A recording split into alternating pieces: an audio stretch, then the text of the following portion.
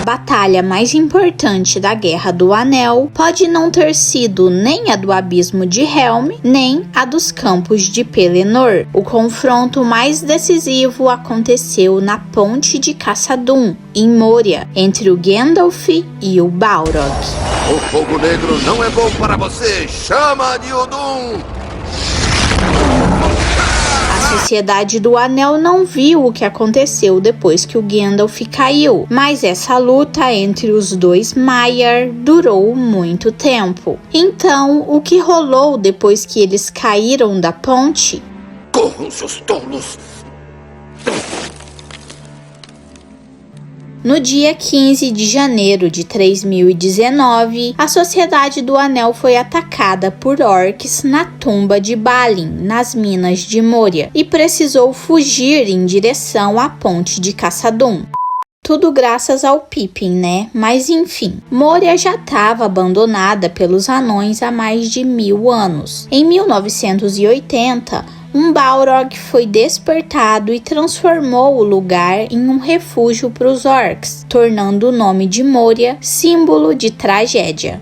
Mas ainda assim, ela era a maior obra dos anões na Terra-média, se estendendo por uns 65 quilômetros do portão oeste até o portão leste. Os anões cavaram túneis e galerias enormes, mas no subsolo existia coisas que eles nunca tinham visto antes. O abismo mais profundo de Moria é o vazio escuro, onde fica a ponte de Caçadum. O Gimli até chegou a dizer que nenhum anão tinha medido a profundidade daquele buraco, mas no fim das contas até mesmo esse abismo tinha um fundo. Foi nessa ponte que naquele 15 de janeiro o Gandalf e o Balrog entraram em combate. O Gandalf não fazia ideia de que um Balrog estava nas minas. Desde que despertou, essa criatura nunca tinha saído de Moria, nem mesmo quando aconteceu a batalha de Azanul-Bizar entre os orcs e os anões, do lado de fora dos portões. Ele provavelmente nem se importava se os orcs que viviam nas minas morriam ou não. E com o tempo, o seu nome virou lenda e ele passou a ser chamado de A Ruína de Durin. O Gandalf só percebeu que tinha algo muito poderoso ali quando ele tentou usar magia na tumba de Balin e recebeu um contrafeitiço violento, digamos assim. Mesmo assim, ele ainda não sabia que estava enfrentando um Balrog.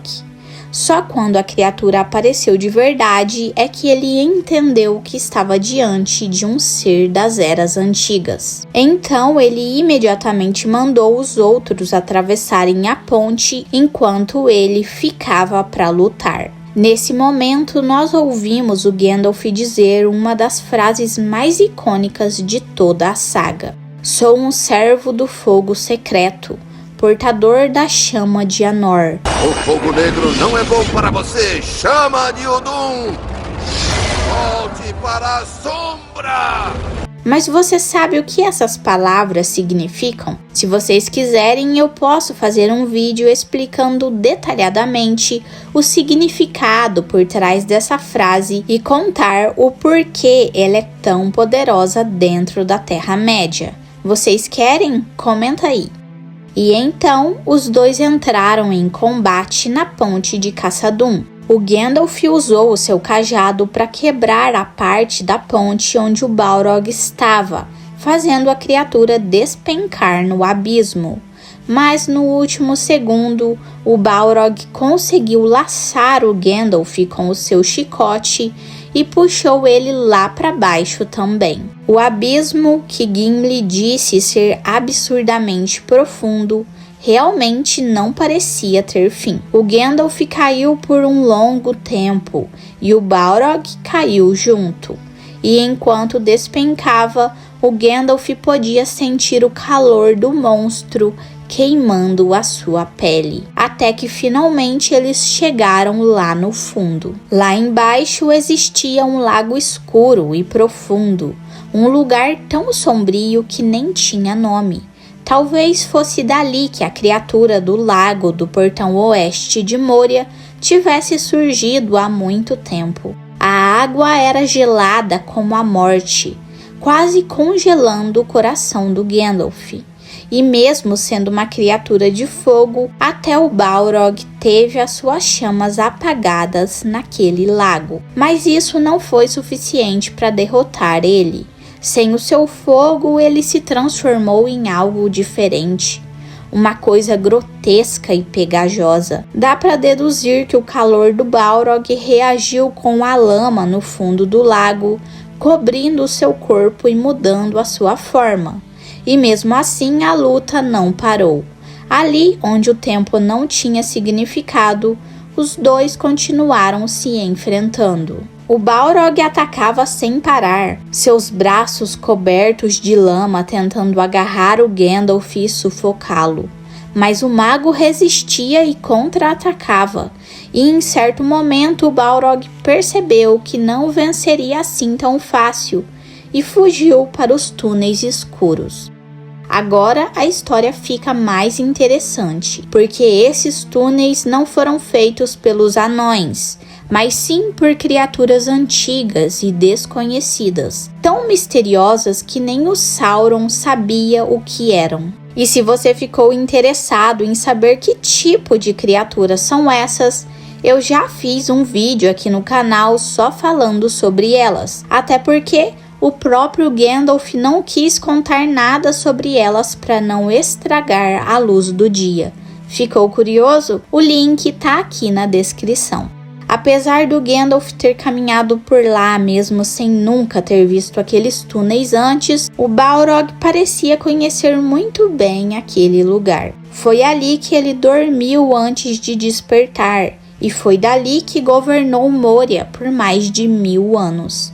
Então sim, o Balrog provavelmente conhecia as criaturas sem nome. Ou será que elas se escondiam dele? Fica a dúvida. O Gandalf, por outro lado, não fazia ideia do que o esperava naquelas cavernas sombrias. Mas ele não tinha escolha. Para derrotar o Balrog, ele precisava segui-lo. O Gandalf perseguiu o Balrog pelos caminhos ocultos de Moria, sem descanso.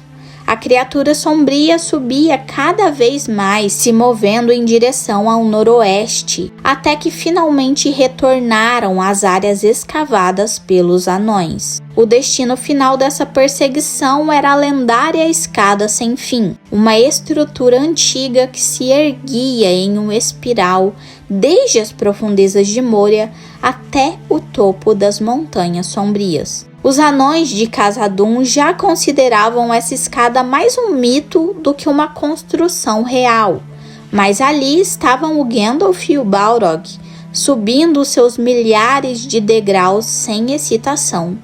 O Balrog liderava a subida e o Gandalf seguia logo atrás, determinado a acabar com aquela batalha de uma vez por todas. A escada os levou até Zirak-Sigil, um dos picos mais altos das Montanhas Sombrias. No topo havia a Torre de Durin, agora uma ruína com apenas uma parede e uma janela restantes. O Balrog saltou para o cume e ali, sob a luz do sol, ele reacendeu as suas chamas, como se o próprio sol desse para ele um novo fôlego. Apesar de ser uma criatura das sombras, o Balrog se incendiou novamente, e o calor do seu corpo derreteu toda a neve que estava ao seu redor. No alto daquele pico, isolados de tudo e de todos, o Gandalf e o Balrog travaram a sua batalha final. A luta durou 2 dias inteiros e foi violenta, devastadora. Mas no fim o Gandalf saiu vitorioso.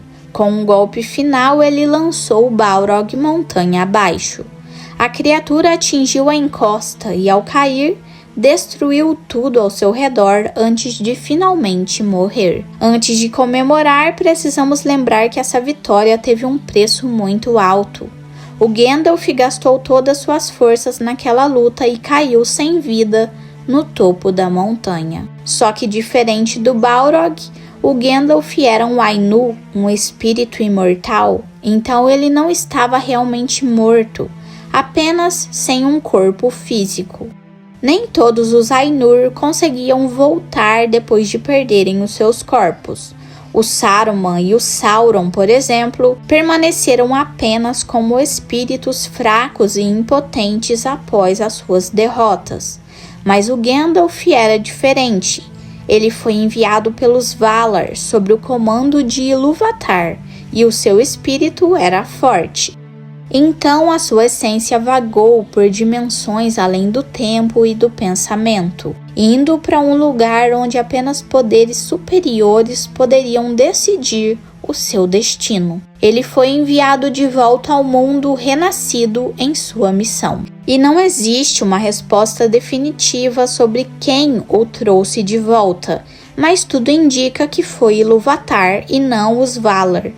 Isso porque o Gandalf menciona que esteve além do tempo, um lugar que nem mesmo os Valar habitavam. Quando ele retornou à vida, o Gandalf estava nu, sem roupas, sem a sua espada e sem o seu cajado. Ele ficou ali no cume da montanha por dias. A torre estava destruída, a escada desmoronada. Ele não tinha para onde ir. O tempo parecia interminável. Cada dia passava como se fosse uma vida inteira. Foi então que Gwaihir, o Senhor dos Ventos, veio ao seu encontro. Só que dessa vez, o Gandalf não era mais um fardo. A grande águia percebeu que algo tinha mudado nele. Gandalf não era mais o cinzento. Algo nele brilhava como se o próprio sol passasse através dele. A chegada de Gwaihir não foi uma coincidência. Foi a Galadriel que enviou a águia para encontrar com ele. Mas vocês devem estar se perguntando, como a Galadriel sabia que ele estava vivo? Bom, a Sociedade do Anel chegou a Lothlórien pouco depois da queda de Gandalf, e a Galadriel sentiu a presença dele de uma maneira diferente. Ela não podia ver ele, obviamente, mas ela notou uma névoa cinza ao seu redor. Isso aconteceu enquanto Gandalf ainda estava lutando contra o Balrog lá nos túneis subterrâneos. É possível que esse vínculo entre os dois tenha sido fortalecido pelo fato de ambos serem portadores dos anéis élficos. Quando Gandalf voltou à vida, talvez esse laço tenha permitido que Galadriel percebesse a sua ressurreição e enviasse Gwaihir para buscá-lo. E depois de ser resgatado, Gandalf foi levado até Lothlórien, onde ele se curou e recuperou as suas forças. Lá, ele foi vestido de branco, assumindo uma nova identidade. Ele não era mais Gandalf o Cinzento.